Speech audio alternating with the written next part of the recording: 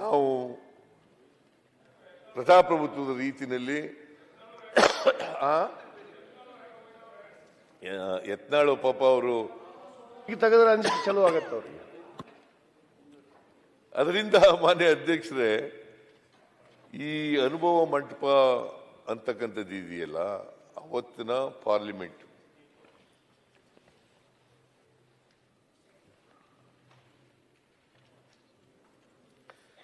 ಈ ಅಲ್ಲಂ ಪ್ರಭು ಯಾವ ಜಾತಿಗೆ ಸೇರಿದವರು ಅನ್ನೋದ್ರ ಬಗ್ಗೆ ಸ್ವಲ್ಪ ವಿವಾದ ಇದೆ. ನಟವರ ಜನಾಂಗದವ್ರು ಅಂತ ಹೇಳ್ತಾರೆ ಸರ್, ನಟವರ ಜನಾಂಗದವ್ರು ಅಂತ ಯಾರಿಗೂ ಗೊತ್ತಿಲ್ಲ ಸರ್, ಯಾರಿಗೂ ಗೊತ್ತಿಲ್ಲ, ಸುಮ್ಮನೆ ಊಹೆ ವಿವಾದ ಇದೆ ಅಂತ ಹೇಳಿದೆ ನಾನು. ಪ್ರಭುಗಳು ಎಲ್ಲಿಂದ ಬಂದರು ಹೇಳಪ್ಪ ಇಲ್ಲಿ, ಜಾತಿ ಯಾರಿಗೂ ಗೊತ್ತಿಲ್ಲ. ಆಯ್ತು, ಮತ್ತೆ ಸಾಮಾನ್ಯವಾಗಿರ್ತಕ್ಕಂಥ ಬೆಲ್ಲದವರು ಭಾಳ ಪ್ರಸಿದ್ಧ ನಾಡಿನಿಂದ ಬಂದವರು, ಧಾರವಾಡದಿಂದ ಬಂದವರು. ಅನುಭವ ಮಂಟಪ ಆಗಲಿ ಬಸವಣ್ಣ ಆಗಲಿ ಅವ್ರ ಬಗ್ಗೆ ಅತ್ಯಂತ ದೊಡ್ಡ ಸಂಶೋಧನೆ ಹಾಗೂ ಪ್ರಕಟಣೆ ಆಗಿದ್ದು. ಜಗತ್ತಿಗೆ ಬಸವನನ್ನು ಇವತ್ತು ಯಾರಾದರೂ ಪರಿಚಯಿಸಿದರೆ ಅದು ಧಾರವಾಡ ಕರ್ನಾಟಕ ವಿಶ್ವವಿದ್ಯಾಲಯ. ಆ ನೆಲದಿಂದ ಬಂದವರು ನೀವು. ಅದಕ್ಕೆ ನಾನು ಎದ್ದು ನಿಂತೆ. ಅಲ್ಲಂ ಪ್ರಭುಗಳ ಬಗ್ಗೆನೂ ಸಹಿತ ಕಲಬುರ್ಗಿಯವರ ಸಂಶೋಧನೆ ಆಗಲಿ, ಆರ್ ಸಿ ಹಿರೇಮಠರವರ ಸಂಶೋಧನೆ ಆಗಲಿ, ಇವೆಲ್ಲವುಗಳಿಂದ ಅವರು ಅತ್ಯಂತ ಕೆಳ ಸಮುದಾಯಕ್ಕೆ ಸಂಬಂಧಪಟ್ಟವರು ಅನ್ನೋದು, ದೊಡ್ಡ ಜ್ಞಾನಿಗಳು ಅನ್ನೋದಂತೂ ಸ್ಥಿರಪಟ್ಟಿದೆ.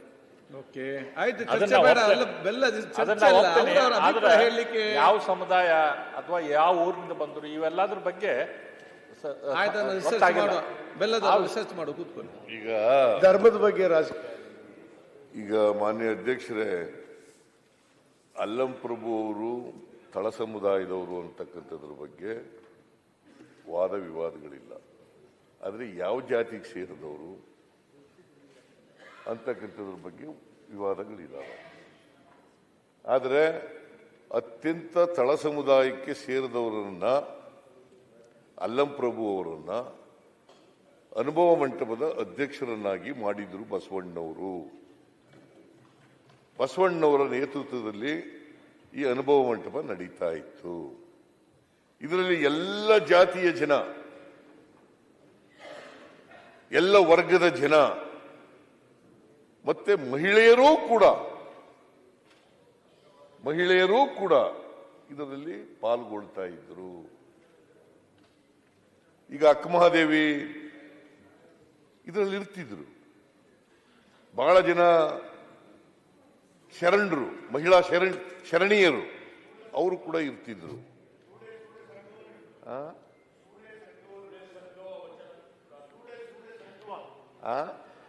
ಸಂಕವ ಅವರು ಮೆಂಬರ್ ಆಗಿದ್ರು.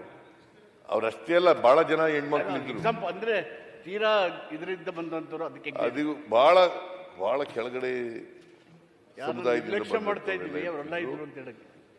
ಸೊ ಹಾಗಾಗಿ ನೀವು ಇವತ್ತು ಅದನ್ನ ಆ ಮೂಲ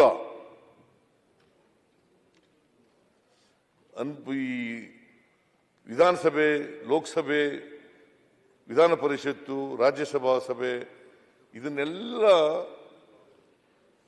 ಜ್ಞಾಪಿಸ್ತಕ್ಕಂಥ, ಸ್ಮರಿಸ್ಕೊಳ್ತಕ್ಕಂಥ ಕೆಲಸವನ್ನು ಮಾಡಿದ್ದಾರೆ. ಅದರಿಂದ ಬಸವಣ್ಣವ್ರ ಕಾಲದಲ್ಲೇ ಇತ್ತು, ಬುದ್ಧನ ಕಾಲದಲ್ಲೇ ಇತ್ತು ಅಂತಕ್ಕಂಥದ್ದು ನಾವು ಚರಿತ್ರೆಯಿಂದ ನೋಡಲಿಕ್ಕೆ ಸಾಧ್ಯ ಆಗ್ತದೆ.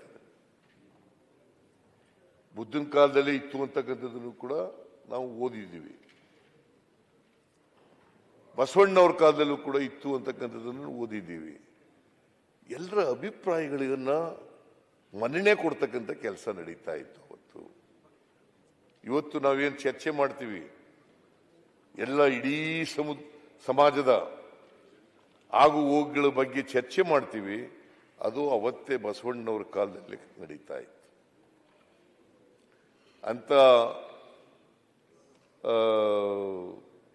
ನೀವು ಅನುಭವ ಮಂಟಪವನ್ನು ಇವತ್ತು ತೈಲ ಚಿತ್ರದ ಮೂಲಕ ಇಲ್ಲಿ ಅನಾವರಣ ಮಾಡಿರ್ತಕ್ಕಂಥದ್ದು ಬಹಳ ಸೂಕ್ತ ಅನಿಸ್ತದೆ. ನೀವು ಈ ವಿಧಾನಸೌಧದಲ್ಲಿ, ಅಲ್ಲಿ ಬೆಂಗಳೂರಿನಲ್ಲೂ ಕೂಡ ಇಡಬೇಕು, ವಿಧಾನ ಪರಿಷತ್ನಲ್ಲಿ ಇದೆ, ಚಿಕ್ಕದಾಗಿದೆ, ಬೆಂಗಳೂರಿನಲ್ಲೂ ಕೂಡ ಇಡಬೇಕು, ಇಲ್ಲೂ ಕೂಡ ಆಗಬೇಕು. ಯಾಕಂದ್ರೆ ಇದನ್ನ ನಮಗೆ ನಮ್ಮ ಸಮಾಜ ಅರ್ಥ ಮಾಡ್ಕೋಬೇಕು. ಅದಕ್ಕೆ ಅಂಬೇಡ್ಕರ್ ಏನು ಹೇಳಿದ್ರು ಅಂತಂದ್ರೆ, ಯಾರಿಗೆ ಚರಿತ್ರೆ ಇತಿಹಾಸ ಗೊತ್ತಿರಲ್ಲ ಅವ್ರು ಯಾರು ಕೂಡ ಭವಿಷ್ಯ ನಿರ್ಮಾಣ ಮಾಡಲಿಕ್ಕೆ ಸಾಧ್ಯ ಇಲ್ಲ. ಇತಿಹಾಸ ಗೊತ್ತಿದ್ರು ಮಾತ್ರ ಭವಿಷ್ಯ ನಿರ್ಮಾಣ ಮಾಡಲಿಕ್ಕೆ ಸಾಧ್ಯ ಆಗ್ತದೆ. ಪ್ರತಿಯೊಬ್ಬರು ಕೂಡ ಇತಿಹಾಸವನ್ನ ಅರ್ಥ ಮಾಡ್ಕೋಬೇಕಾಗ್ತದೆ. ನಾವು ಏನಾಗಿದ್ದೋ, ಏನಾಗಬೇಕು ಅಂತ ಅನ್ಕೊಂಡಿದ್ದೋ, ಏನಾಗಿದ್ದೀವಿ ಈಗ, ಏನಾಗಿದ್ದೋ, ಏನಾಗಬೇಕಾಗಿತ್ತು, ಏನಾಗಿದ್ದೀವಿ ಈಗ, ಮುಂದೆ ಏನಾಗಬೇಕು, ಅದ್ರ ಬಗ್ಗೆ ನಾವು ಚರ್ಚೆ ಮಾಡ್ತಕ್ಕಂಥದ್ದು ಅತ್ಯಂತ ಅವಶ್ಯ. ಅದಕ್ಕೆ ಬಸವಣ್ಣವ್ರ ಕಾಲದಲ್ಲಿ ಮಹಿಳೆಯರಿಗೂ ಕೂಡ ಸಮಾನ ಅವಕಾಶಗಳನ್ನು ಕೊಡ್ತಕ್ಕಂಥ ಕೆಲಸ ಆಯಿತು. ಮಹಿಳೆಯರು ಅವರು ಕೂಡ ಲೋಹಿಯಾ ಕಾಲದಲ್ಲಿ ಮಹಿಳೆಯರು ಕೂಡ ಬಹಳ ಹಿಂದುಳಿದವರು ಅಂತ ಮಹಿಳೆಯರಿಗೂ ಕೂಡ ಮೀಸಲಾತಿ ಕೊಡ್ತಕ್ಕಂಥ ಕೆಲಸವನ್ನು ಮಾಡ್ತಾ ಇದ್ರು. ಈಗಲೂ ಅದಕ್ಕೆ ಮಹಿಳೆಯರು ಕೂಡ ಶೂದ್ರ ರೀತಿಯಲ್ಲೇ ಅಕ್ಷರ ಸಂಸ್ಕೃತಿಯಿಂದ ವಂಚಿತರಾಗಿದ್ರು. ಅವ್ರು ಯಾರು ಕೂಡ ಅಕ್ಷರ ಸಂಸ್ಕೃತಿಗೆ ಒಳಪಡ್ತಕ್ಕಂಥ ಕೆಲಸ ಆಗ್ತಾ ಇರಲಿಲ್ಲ. ಒಂದು ಕಾಲ ಇತ್ತು, ಸಂಸ್ಕೃತ ಕಲ್ತ್ರೆ, ಸಂಸ್ಕೃತ ಕೇಳಿದ್ರೆ ಅವರ ಕಿವಿನಲ್ಲಿ ಕಾದ ಎಂತದು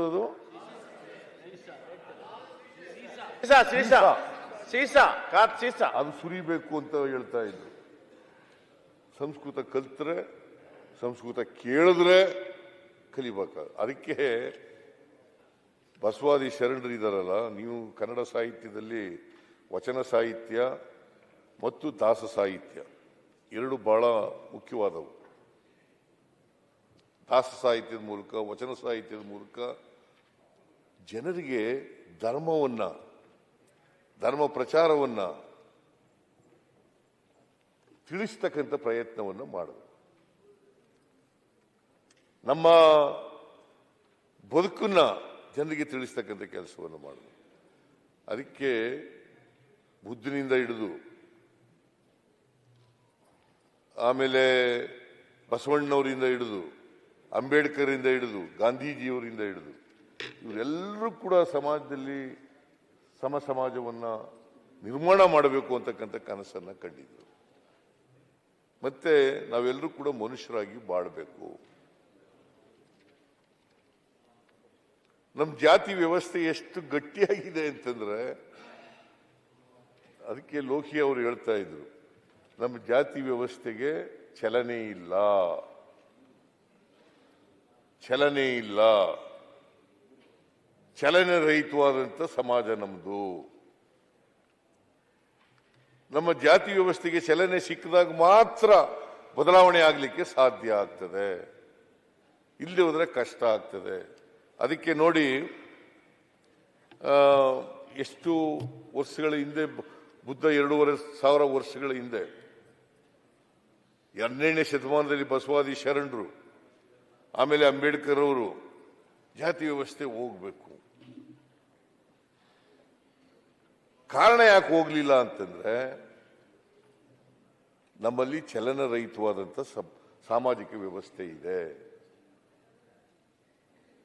ಚಲನ ಸಿಕ್ಕಿದಾಗ ಮಾತ್ರ ಅದು ಬದಲಾವಣೆ ಆಗಲಿಕ್ಕೆ ಸಾಧ್ಯ ಆಗ್ತದೆ. ಆರ್ಥಿಕ ಚಲನೆ, ಸಾಮಾಜಿಕ ಚಲನೆ ಸಿಕ್ಕಿದಾಗ ಮಾತ್ರ ಬದಲಾವಣೆ ಆಗಲಿಕ್ಕೆ ಸಾಧ್ಯ ಆಗ್ತದೆ. ನಾನು ಯಾವಾಗಲೂ ಒಂದೊಂದು ಸಾರಿ ಹೇಳ್ತಾ ಇರ್ತೀನಿ, ಮಾನ್ಯ ಅಧ್ಯಕ್ಷರೇ, ನಾನು ಸಣ್ಣ ಹುಡುಗ ಆಗಿದ್ದಾಗ ಈ ಶೇದ ಬಾವಿಗಳಿರ್ತಿದ್ದ ನಮ್ಮ ಹಳ್ಳಿಗಳಲ್ಲಿ, ಇಲ್ಲೂ ಕಡೆ ಪಟ್ಟಣಗಳಲ್ಲಿ ಕೂಡ ಇರ್ತಿದೆ. ಈಗೆಲ್ಲ ಬದಲಾವಣೆ ಆಗ್ಬಿಟ್ಟಿದ್ದಾವೆ. ನೀರು ಸೇದ್ಲಿಕ್ಕೆ ಹೋಗ್ತಿದ್ದೆ ನಾನು, ದನ ಕರುಗಳಿಗೆ ನೀರು ಕುಡಿಸ್ಲಿಕ್ಕೆ. ಮತ್ತೆ ಮನೆಗೆ ನಾವೆಲ್ಲ ಆಗ ಹಳ್ಳಿನಲ್ಲಿ ಈ ನೀರು ಸ್ನಾನ ಮಾಡಬೇಕಾದ್ರೆ ನೀರು ನಾವೇ ತಗೊಬಂದು ತುಂಬ್ಕೊಂಡಿರ್ತಿದ್ದೆವು. ಕಡಾಯಿ ಅಂತ ಇರ್ತಿತ್ತು, ಅದ್ರಲ್ಲಿ ತುಂಬಿಸ್ಕೊತಿದ್ದೆವು. ನಾವೇ ಬೆಂಕಿಯಾಗಿ ಕಾಯಿಸ್ಕೊಂಡು ಸ್ನಾನ ಮಾಡ್ತಕ್ಕಂಥ ಪರಿಸ್ಥಿತಿ ಇತ್ತಿತ್ತು. ನೀರು ಸೇರಕ್ಕೆ ಹೋಯ್ತಿದೆ ಬಾವಿಗೆ. ಅಲ್ಲಿ ಗುಬ್ಬಚ್ಚಿಗಳೆಲ್ಲ ಸೇರ್ಕೊಂಡು, ಬೇರೆ ಪಕ್ಷಿಗಳೆಲ್ಲ ಸೇರ್ಕೊಂಡು ಎಲ್ಲ ಕಸ ಸೇರಿಸ್ಬಿಡೋವು. ಆ ಕಸ ಎಲ್ಲ ನೀರನ್ನೆಲ್ಲ ಮುಚ್ಕೊಬಿಡೋದು. ನಾವೇನ್ ಮಾಡ್ತಿದ್ದ, ಆ ಕಸ ಎಲ್ಲ ಪಕ್ಕಕ್ಕೆ ಸರ್ಕೊಳ್ಳಿ ಅಂತೇಳಿ ಬಿಂದಿಗೆನ ಮೇಲೆ ಕೆಳಗೆ ಮೇಲೆ ಕೆಳಗೆ ಮಾಡೋದು. ಅದು ಕಸ ಎಲ್ಲ ಸರಿ ಕಳೋದು. ಆಮೇಲೆ ನೀರು ತಗೊಳ್ಳಿವು. ನಮ್ಮ ಜಾತಿ ವ್ಯವಸ್ಥೆ ಹೆಂಗಾಗಿದೆ ಅಂತಂದ್ರೆ, ಬುದ್ಧ ಇರ್ಬೋದು, ಬಸವ ಇರ್ಬೋದು, ಅಂಬೇಡ್ಕರ್ ಇರ್ಬೋದು, ಗಾಂಧಿ ಇರ್ಬೋದು, ಎಲ್ಲ ಸುಧಾರಣೆ ಮಾಡಕ್ಕೆ ಪ್ರಯತ್ನ ಮಾಡಿದಾಗ ಸ್ವಲ್ಪ ಆ ಕಸ ಎಲ್ಲ ಸರಿತದೆ, ಮತ್ತೆ ಸೇರ್ಕೊಂಡ್ಬಿಡ್ತದೆ. ಸ್ವಲ್ಪ ಹೊತ್ತಾದ್ಮೇಲೆ ನೋಡಿದಾಗ ಆ ಕಸ ಎಲ್ಲ ಮತ್ತೆ ಸೇರ್ಕೊಂಡ್ಬಿಡೋದು. ಆ ಥರ ನಮ್ಮ ಸಮಾಜ. ಅದಕ್ಕೆ ಜಾತಿ ವ್ಯವಸ್ಥೆ ಅಷ್ಟು ಸುಲಭವಾಗಿ ಹೋಯ್ತಾ ಇಲ್ಲ. 850 ವರ್ಷಗಳ ಹಿಂದೆ ಇವನಾರವ ಇವ ನಮ್ಮವ ಅಂತ ಹೇಳಿದ್ರು ಕೂಡ ಈ ವಚನ ಹೇಳ್ತಾರೆ, ಆಮೇಲೆ ನೀ ಯಾವ ಜಾತಿಯವನು ಅಂತ ಕೇಳ್ತಾರೆ.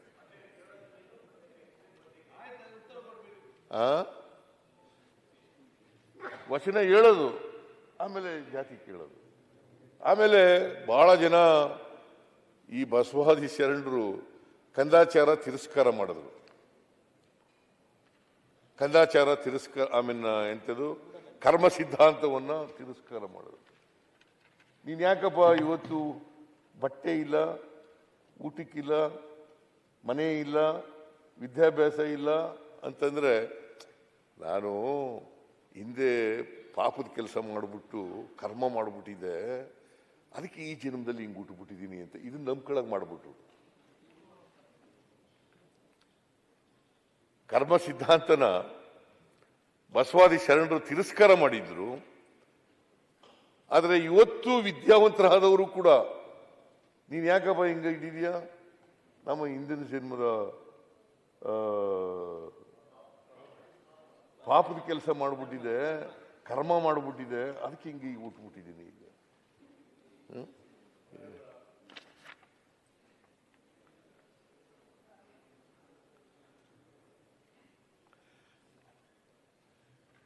ಈ ಬಾಲ ಹಿಂಗೆ ಹುಟ್ಟುಬಿಟ್ಟಿದ್ದೀನಿ. ಅದಕ್ಕೆ ಬಸವಾದಿ ಶರಣರು ಹೇಳಿದ್ರು, ಸ್ವರ್ಗನೂ ಇಲ್ಲ, ನರಕನೂ ಇಲ್ಲ. ಅಯ್ಯ ಎಂದರೆ ಸ್ವರ್ಗ, ಎಲ್ಲವೋ ಎಂದರೆ ನರಕ ಅಂತ ಹೇಳಿದ್ರು. ಅಯ್ಯ ಅಂದರೆ ಸ್ವರ್ಗ, ಎಲ್ಲವೋ ಎಂದರೆ ನರಕ. ಏನಪ್ಪ ಅದು ಸ್ವರ್ಗ, ಸಿದ್ದರಾಮಯ್ಯ ಆದ್ರೆ ಕರ್ನಾಟಕ ಸ್ವರ್ಗ. ನಾನು ಇದ್ರ ಬಸವಣ್ಣನ ಬಗ್ಗೆ ಮಾತಾಡಕ್ ಹೋದ್ರೆ ಗಂಟೆ ಆಗ್ಬಿಡ್ತದೆ. ಮಾನ್ಯ ಅಧ್ಯಕ್ಷರೇ, ನೀವು ಒಳ್ಳೆ ಕೆಲಸ ಮಾಡಿದ್ರಿ. ಇವತ್ತು ಇದು ಯಾವತ್ತೂ ಆಗ್ಬೇಕಾಗಿತ್ತು, ನಿಮ್ಮ ಕಾಲದಲ್ಲಿ ಆಗಿರ್ತಕ್ಕಂಥದ್ದು ಬಹಳ ಸಂತೋಷದ ವಿಚಾರ.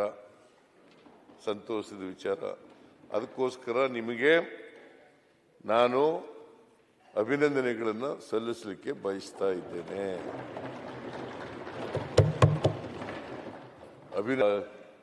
ಎಂಥದ್ದು ರಾಷ್ಟ್ರಕೂಟ ಮತ್ತೆ ಹೊಯ್ಸಳರು ಅವ್ರು ಇಟ್ಕೊಂಡಿದ್ದಂಥ ಚಿಹ್ನೆಯನ್ನ ನೀವು ಇಟ್ಕೊಂಡಿದ್ದೀರಿ. ಈ ಪ್ರಭುತ್ವವನ್ನು ಪ್ರತಿಬಿಂಬಿಸ್ತದೆ ಅಂತಕ್ಕಂಥ ಮಾತುಗಳನ್ನು ಹೇಳಿ ನಿಮಗೆ ಮತ್ತೊಮ್ಮೆ ಅಭಿನಂದನೆಗಳು ಹೇಳಿ, ಧನ್ಯವಾದಗಳನ್ನು ಹೇಳಿ ನನ್ನ ಮಾತುಗಳನ್ನು ಮುಗಿಸ್ತೇನೆ. ಪ್ರತಿಪಕ್ಷ ನಾಯಕ, ಈಗ ಬಹಳಷ್ಟು ಜನ ಇದರಲ್ಲಿ ಮಾತಾಡಲಿಕ್ಕೆ ಬಹಳ ಆಸಕ್ತಿ ಇದೆ, ಅರ್ಥ ಆಗ್ತದೆ ವಿಚಾರಗಳು. ಅದು ಸಮಯದ ಅವಕಾಶ ಇದ್ದ ಕಾರಣ ಈ ಕಡೆ 3 ಜನ, ಈ ಕಡೆ 5 ಜನ ಮಾತಾಡಿಕೊಂಡು ಸಹಕರಿಸಬೇಕು. ವಿಪ್ ಅವರು ಯಾರ್ಯಾರು ಮಾತಾಡಬೇಕು ಚೀಟಿ ಕೊಡಿ. ಅಧ್ಯಕ್ಷರೇ, ನನಗೊಂದು 2 ನಿಮಿಷ ಕೊಡ್ಬೇಕಂತ ನಾನು ನೋಡಿ, ಎಲ್ಲರಿಗೆ ಮಾತಾಡ್ಬೇಕು, ಎಲ್ಲರಿಗೂ ಆಸಕ್ತಿ ಬೇಕು. ದೊಡ್ಡ ಚರ್ಚೆ ಯಾವುದಿಲ್ಲ, ಇದಕ್ಕಿಂತ ದೊಡ್ಡ ಚರ್ಚೆ. ಈಗ ಆಧುನಿಕವಾಗಿ ಈಗಲೂ ಬೇಕು, ಮುಂದೆ ಹಿಂದೆ ನಡೆದಿರೋದು ಬೇಕು. ಸ್ವಲ್ಪ ಜಾಸ್ತಿ ಸಮಯ ಕೊಡಿ ಇದಕ್ಕೆ.